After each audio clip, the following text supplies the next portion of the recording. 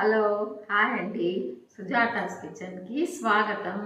ఈరోజు సుజాతాస్ కిచెన్లో chicken fry అండి. మెంతికూర వేసి ఎలా చేయాలో చూద్దామండి. మెంతికూర చికెన్ ఫ్రై చేయటానికి నేను అరకిలో చికెన్ తీసుకున్నాను. దీనిని 2 సార్లు శుభ్రంగా కడుక్కొని ఉప్పు నీళ్ళు వేసి ఒక 10 నిమిషాలు నానబెట్టుకున్నాను. ఈ విధంగా చికెన్ని మనం ఉప్పు నీళ్ళలో నానబెట్టడం వలన ఈ చికెన్ అనేది మనకి సాఫ్ట్గా వస్తుంది. మెంతికూర చికెన్ ఫ్రై తయారు చేయడానికి నేను గిన్నెలో నూనె వేస్తున్నాను. ఈ నూనె 4 పెద్ద స్పూన్లు వేసుకోవాలని, కొంచెం నూనె ఎక్కువ వేసుకుంటే బాగుంటుంది. నూనె వేడెక్కిందండి. ఇప్పుడు దీనిలోనికి 3 ఉల్లిపాయలండి, మీడియం సైజులో ఉన్న 3 ఉల్లిపాయలని ఈ విధంగా చిన్న ముక్కలుగా కోసి పెట్టుకున్నాను. వీటిని ఈ నూనెలో వేస్తున్నాను. ఈ ఉల్లిపాయలని మనము దోరగా వేయించుకోవాలి. ఈ ఉల్లిపాయలు లైట్ బ్రౌన్ కలర్కి వచ్చాయి కదండి. ఇప్పుడు దీనిలోనికి మనము ముందుగా ఉప్పు నీళ్ళలో నానబెట్టుకున్న చికెన్ని వేసేయాలి.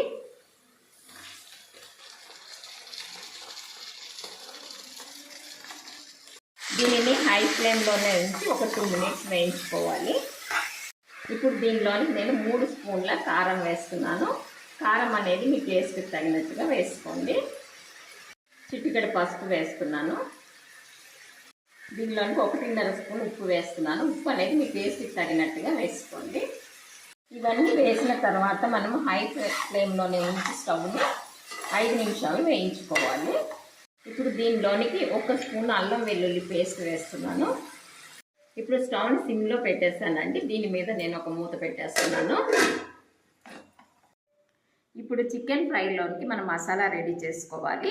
దానికోసమని నేను గసగసాలు ఈ స్పూన్ తోటి ఒక 3 స్పూన్ల గసగసాలు వేస్తాను. ఒక 4 స్పూన్ల ధనియాల పొడి వేస్తున్నాను.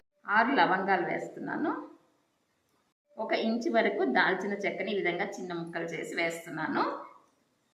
వీటన్నిటిని కలిపి మనము మెత్తటి పేస్ట్ లాగా తయారు చేసుకోవాలి. ఈ విధంగా మసాలాని మెత్తటి పేస్ట్ లాగా చేసుకోవాలి.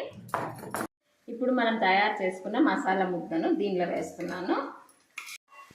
మసాలా వాసన పోయే వరకు మనం దీనిని కొద్దిసేపు వేయించుకోవాలి. స్టవ్ని హై ఫ్లేమ్లో పెట్టి వేయిస్తున్నాను. ఇప్పుడు దీనిలోనికి నేను పెద్ద మెంతి కూర 6 కట్టలు తీసుకున్నాను.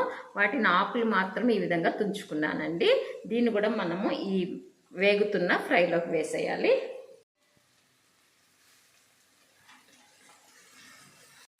ఆకు వేసిన తర్వాత మనము స్టవ్ని హైలోనే ఉంచి ఒక 5 నిమిషాలు వేయించాలి. 5 నిమిషాలు వేగిపోయింది. ఇప్పుడు మనం స్టవ్ని సిమ్లో పెట్టి దీని మీద మూత పెట్టేద్దాము. ఇప్పుడు ఈ కూరని మధ్య మధ్యలో కలుపుతూ మనము ముక్క బాగా ఉడికే వరకు సిమ్లోనే ఇలా వేయించుకోవాలి. 15 నిమిషాలు అయిపోయిందండి. ఇప్పుడు చూసారా, సాఫ్ట్గా ఉడికిపోయింది చికెన్. ఇప్పుడు స్టవ్ ఆఫ్ చేసేస్తున్నాను. ఇప్పుడు దీన్ని నేను డిష్ అవుట్ చేస్తున్నాను. చూసారా, ఎంతో టేస్టీగా మెంతికూర చికెన్ ఫ్రై రెడీ అయిపోయింది.